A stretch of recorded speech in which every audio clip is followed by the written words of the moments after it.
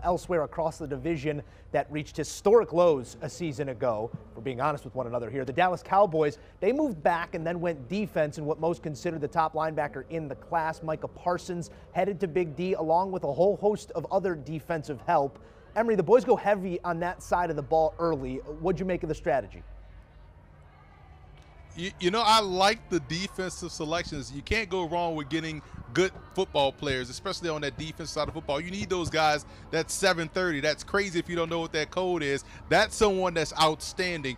Micah Parsons can play all three linebacker spots, but the only thing I didn't like in the same breath was the fact that they kept going to the well. How many linebackers are going to play for Dallas this year? There's so many linebackers, but they're all good picks. I like Jabril Cox. I like Micah Parsons, but Josh Ball is so underrated as a tackle. This guy has long arms. He has a dynamic punch that stymies defenders initially at the point of attack. And he's so patient and pass pro, so he can play that left tackle spot. He's also athletic. You also look at Kelvin Joseph.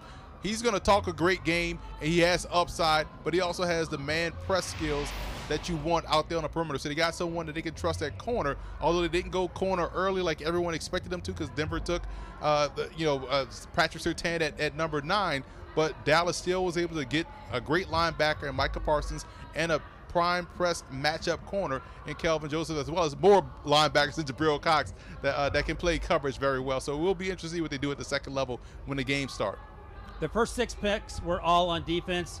Their defense was abysmal last year, so that makes a lot of sense. Emory talked about it. The 2 top cornerbacks are already gone, and Jerry Jones, who we heard reportedly wanted to trade up for Kyle Pitts, thank goodness he didn't do it, or his son Stephen Jones didn't let him do it. They moved down, got Micah Parsons a top 5 talent, and then they were able to circle back and add a lot more defensive depth in the later rounds. We talk about Kelvin Joseph, transfer from LSU, who absolutely balled out at Kentucky alongside Jamin Davis. He is going to help right away on a secondary that struggled at times. They got help on the inside with Osa Odigizua. They got help with Golston, the edge rusher, as well. And one name that I'll mention that I'm intrigued by, late in day 3, they got Simi Fehoko, the wide receiver out of Stanford.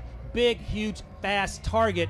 Struggled with consistency in terms of catching the football. But again, he's a young football player who can get better. He's not going to be asked to do everything in that offense. You bring him along slowly and see what you have there. But I applaud the Cowboys, who I gave an A to, for focusing on defense and getting themselves right back in the mix in that division, because I would imagine that Dak Prescott was not going to be able to score 50 points a game next year by himself. Let the defense help you, and that's exactly what they did this weekend. Do you want a sports network that delivers everything that matters about the game? The highlights, the picks, the instant analysis, no yelling, no fake debates, no politics. Hit the subscribe button and never miss a moment.